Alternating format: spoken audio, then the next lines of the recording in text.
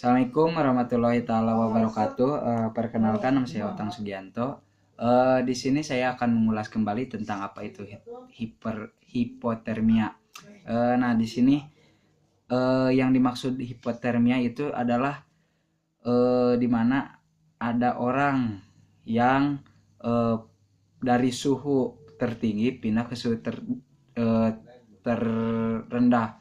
Contoh misalkan orang pantai, kalau di Subang dari orang Pantura ya pindah ke eh, Subang Selatan itu antara Tanjung Siang. Nah kan udaranya dingin. Nah itu bisa terjadi orang yang dari apa itu namanya, orang dari Pantura bisa mengalami hipo. Hipo di sini itu penyebabnya ya itu karena ketidakcocokan atau ketidaknyamanan seseorang dari suhu tertinggi, misalkan suhunya 30 derajat Celcius, nah pindah ke suhu yang minus atau minus 5 atau 0 derajat Celcius, itu bisa orang itu bisa mengalami hipotermia. Nah, di sini pencegahannya itu kita itu sebagai apa ya, yang bisa memberikan solusi terhadap orang itu atau melakukan pertolongannya, yaitu dengan memberikan si korban itu dengan rangsangan yang hangat. Contoh bisa memakai selimut atau yang hangat lainnya. Terus dari minuman, makanan juga sangat diperlukan ya, karena itu bisa membantu si anak atau si korban yang mengalami hipotermia itu menjadikan hangat tubuhnya, bisa sembuh dari hipotermia itu.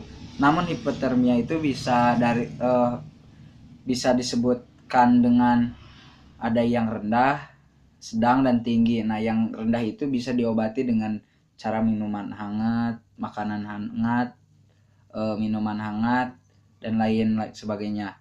Nah, yang sedang juga bisa termasuk seperti itu ya, yang mampu dapat diobati. Nah, kalau yang sangat tinggi itu kemungkinan bisa terjadi kematian.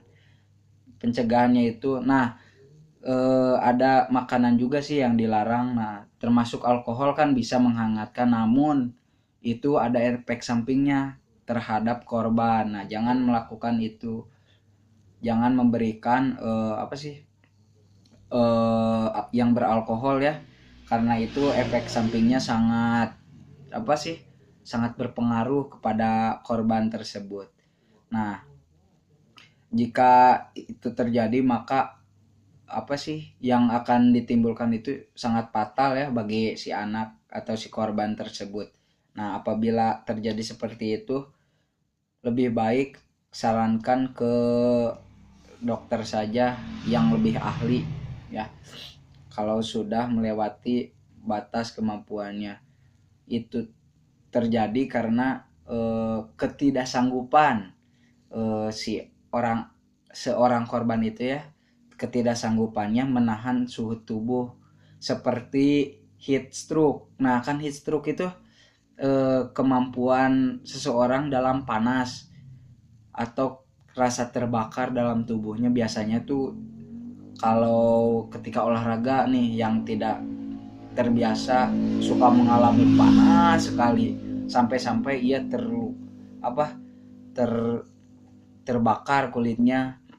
Dalam artian bukan terbakar oleh api ya, terbakar namun bisa membuat si pori-pori ini membesar dan memerah ya, kalau yang mengalami heat stroke. Dan suhu badannya pun bisa meninggi seperti itu. Itu bisa terjadi karena ketidaksanggupannya si tubuh itu untuk merangsang heat stroke. Nah, heat stroke ini adalah lawan kata dari hipotermia. Jadi kalau heat stroke itu panas, kalau hipotermia itu lebih dingin gitu. Nah, caranya itu supaya tidak mengalami itu, kita itu harus memberikan arahan supaya yang dari tadinya dari suhu tinggi ke suhu rendah, kita itu harus memberitahu kalau si anak atau si korban itu sebelum menjadi korban ya, beritahu eh, lebih baik menggunakan alat hangat sebelum kedinginan. Nah, seperti itu. Kurang lebihnya mohon maaf karena saya baru belajar ya. Wabillahi taufiq wal hidayah. Wassalamualaikum warahmatullahi taala wabarakatuh.